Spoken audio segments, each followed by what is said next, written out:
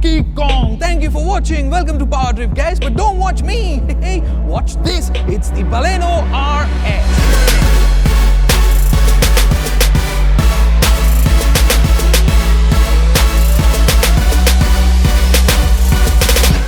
The RS badge here though stands for road sport. Now if it's road, what the hell are we doing out here? Which means we gotta get onto a road. The Baleno RS comes in just one variant, which is the top-end variant, the one which comes with the RS badge. Comes with 2 airbags, ABS and EBD standard across all variants. I don't want to talk to you about this. We have to get back to the studio again.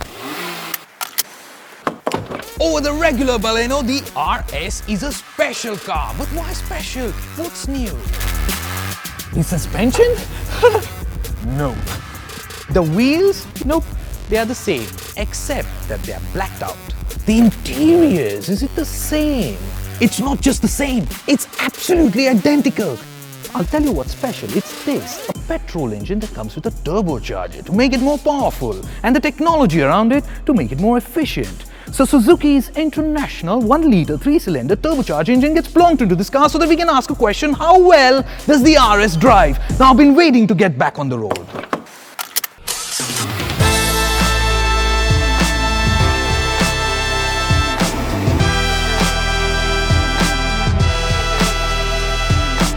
Now the turbocharger, its plumbing, intercooler and the addition of rear disc brakes could have possibly added weight to this car because the RS is 60 kilos heavier than the regular Baleno.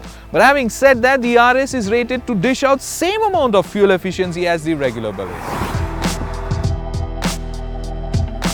Now, the first thing that you and I would want to know when we know that a car gets equipped with a turbocharger is how big is the turbo lag, and that in this Baleno RS is non-existent.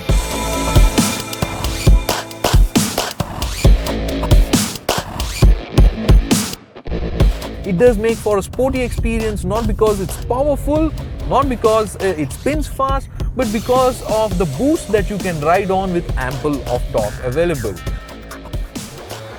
Should you take the RS badge seriously, do remember not to brake hard and turn this car at the same time.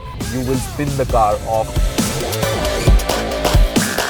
Quite honestly, I'm not sure if one can even call it a hot hatch, but you do have lots of fun. You manage to get the thrills because of the fact that this car comes short with 4 disc brakes, and that makes a whole world of difference because you know you can stop, which means you can go fast. If you don't want the waiting times and well you want a bit more sporty experience, I think you can go for the RS over the regular Baleno, eyes closed.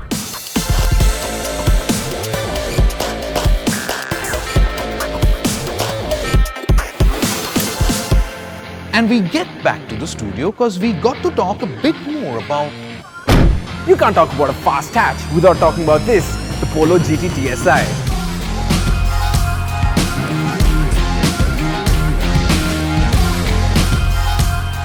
The Polo GT was launched 4 years ago and has become the benchmark for fast hatches in India. In spite of the minor updates it has received, it still remains to be a favorite choice for the driving enthusiast.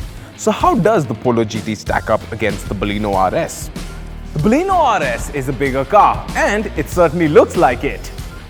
RS is also 159 kilos lighter than the Polo. And when it comes to space on the inside, it demolishes the Polo.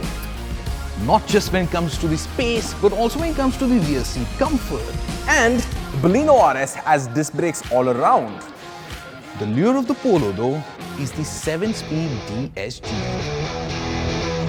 So we put both the cars side by side, do a couple of runs. Remember, this is not a drag race, no 0 to 60, 0 to 100 timings. Just a good old-fashioned way of showing how DSG speed shifting works. Both the cars taking off in first gear, shifts into second, the GT TSI, and instantly gains ground.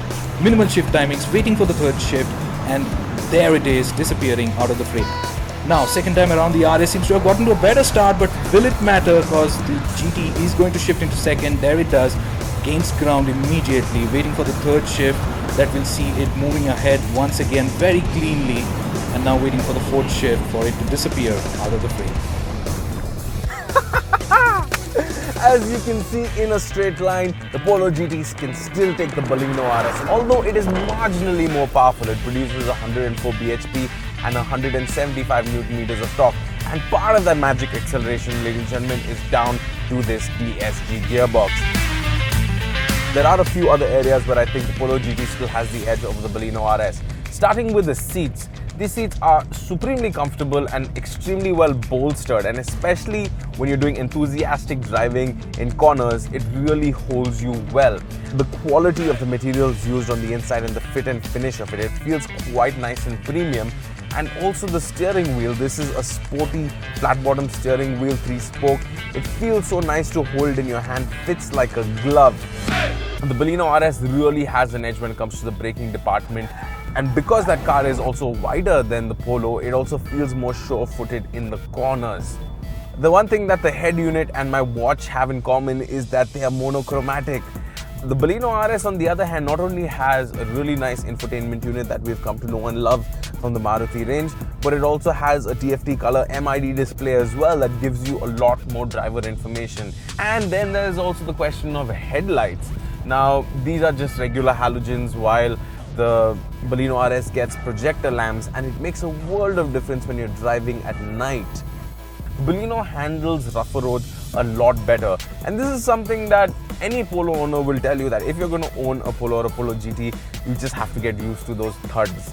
In the corners, the traction control works like a nanny on overtime. After a point, you're going to get annoyed with it and turn it off, and then you better be ready, because these tires just don't offer the kind of grip that this car really needs.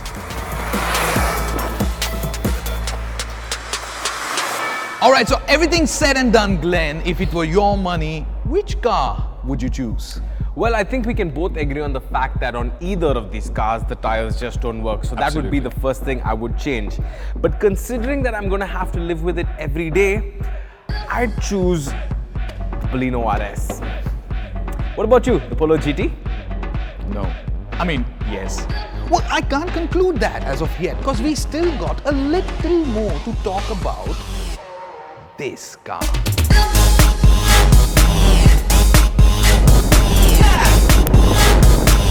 Which we will do next time. Thank you so much for watching, guys. If you enjoyed what you saw, remember there's more where it came from. So hit that subscribe button for the channel. We'll see you next time. Bye-bye.